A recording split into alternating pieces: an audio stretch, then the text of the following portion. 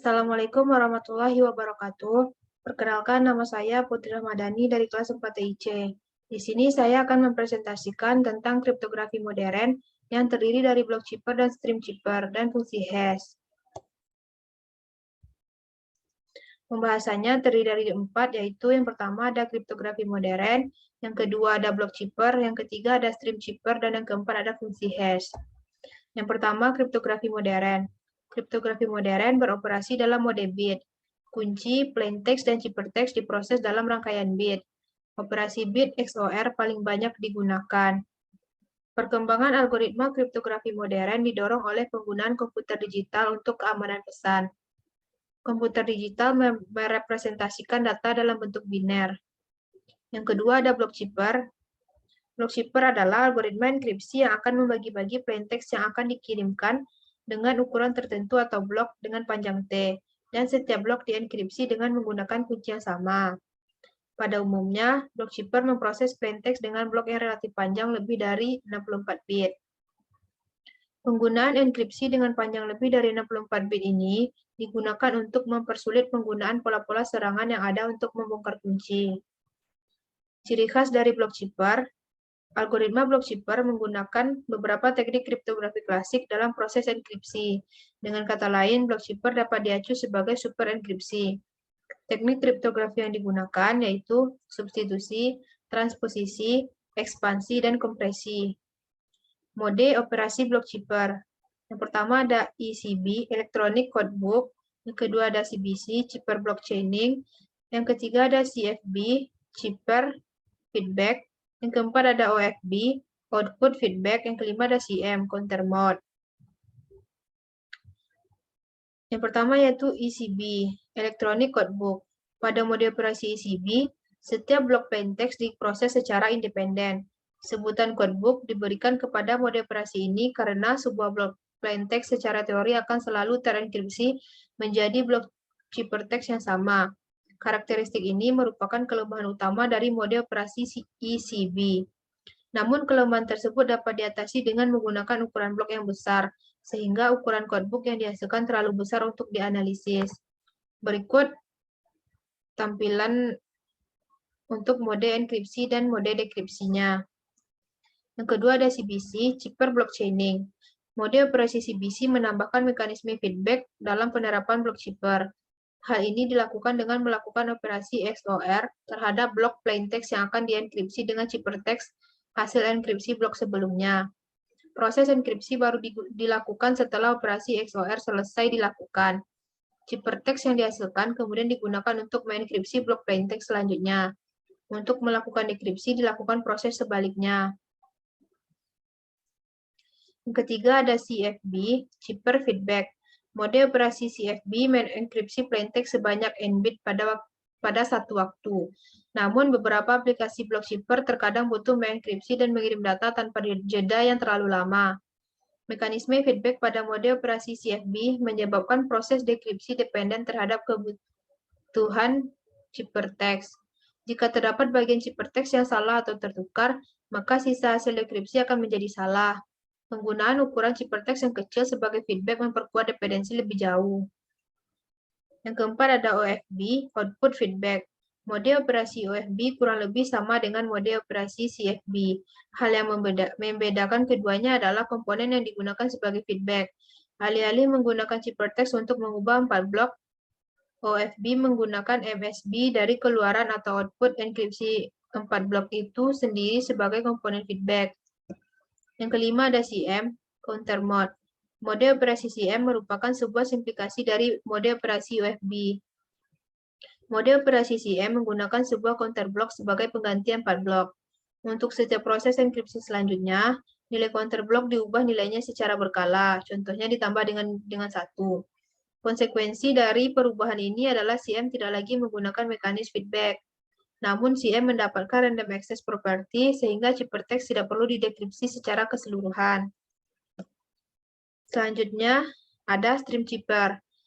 Stream chipper beroperasi pada bit tunggal, artinya enkripsi atau dekripsi dilakukan bit per bit pada pesan plaintext-nya.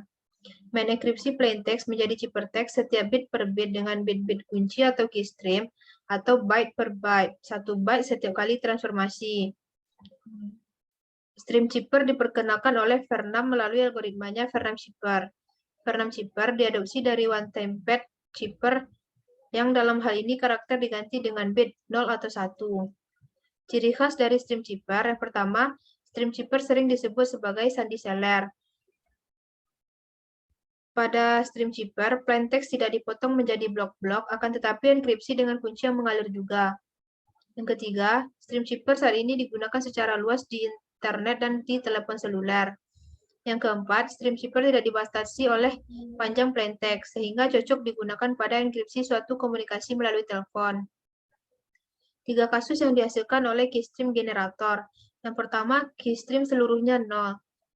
Kasus yang pertama, jika pembangkit mengeluarkan aliran bit kunci yang seluruhnya 0, maka ciphertext sama dengan plain text, sebab CI sama dengan PI, XOR 0 sama dengan PI, dan proses enkripsi menjadi tak berarti. Yang kedua, keystream berulang secara periodik. Kasus yang kedua, jika pembangkit mengeluarkan keystream yang berulang secara periodik, maka algoritma enkripsinya sama dengan algoritma enkripsi dengan XOR sederhana yang memiliki tingkat keamanan yang rendah. Yang ketiga, keystream benar-benar acak. Kasus yang ketiga, jika pembangkit mengeluarkan keystream benar-benar acak atau truly random, maka algoritma enkripsinya sama dengan one-time pad dengan tingkat keamanan yang sempurna. Pada kasus ini, panjang keystream sama dengan panjang plain text, dan kita mendapatkan chipper aliran sebagai unbreakable chipper. Adapun persamaan dari block chipper dan stream chipper, yaitu block chipper dan stream chipper merupakan dua algoritma enkripsi atau dekripsi yang termasuk ke dalam keluarga chipper kunci simetris.